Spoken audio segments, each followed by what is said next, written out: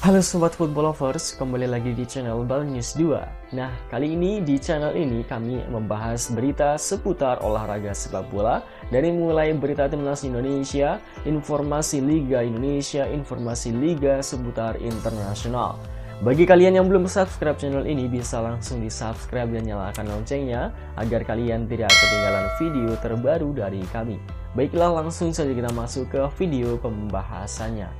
Hasil pertandingan Timnas U23 Indonesia versus Qatar di Piala Asia U23 2024. Namun sebelum kita bahas, mohon subscribe channel ini dulu agar kamu gak ketinggalan info menarik seputar Timnas Indonesia setiap hari. Kalau sudah subscribe, mari kita lanjut. Timnas U23 Indonesia baru saja menghadapi Qatar guys di laga perdana Piala Asia U23 2024 pada malam hari ini.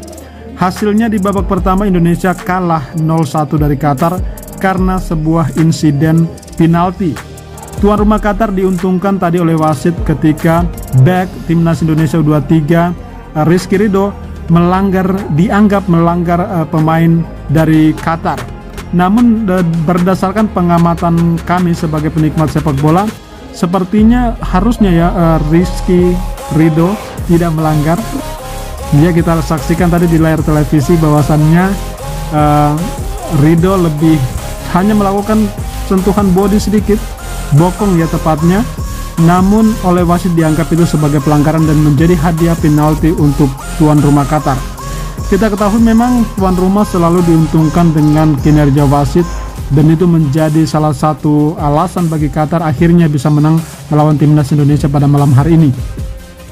Kalau melihat jalannya pertandingan antara kedua tim, saya kira tidak ada bedanya, tidak begitu signifikan perbedaan antara Timnas Indonesia U23 dan Qatar. Kedua tim sama-sama mampu bermain baik, Indonesia pun seperti itu. Umpan-umpan yang dilakukan oleh pemain Timnas Indonesia juga cukup baik, cukup akurat, dan beberapa kali dapat mengancam pertahanan dari Qatar. Sementara Qatar kalau kita lihat shot on target juga yang diciptakan sangat sedikit. Namun lagi-lagi sebagai tuan rumah menjadi hal yang wajar ketika wasit sang pengadil lapangan lebih condong ke tim tuan rumah dibandingkan tim tamu.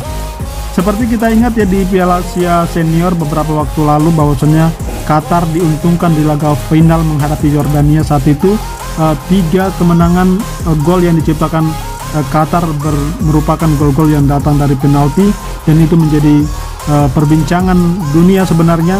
Namun sebagai tuan rumah selalu diuntungkan, dan itu menjadi hal yang cukup wajar saat ini.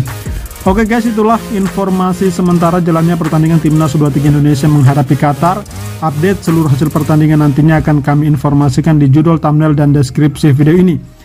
Mari sama-sama kita doakan dengan fair play akhirnya Timnas Indonesia bisa comeback di babak kedua. Insya Allah 2 gol Indonesia menang nanti di skor akhir dengan skor 2-1. Bagaimana tanggapan kalian teman-teman?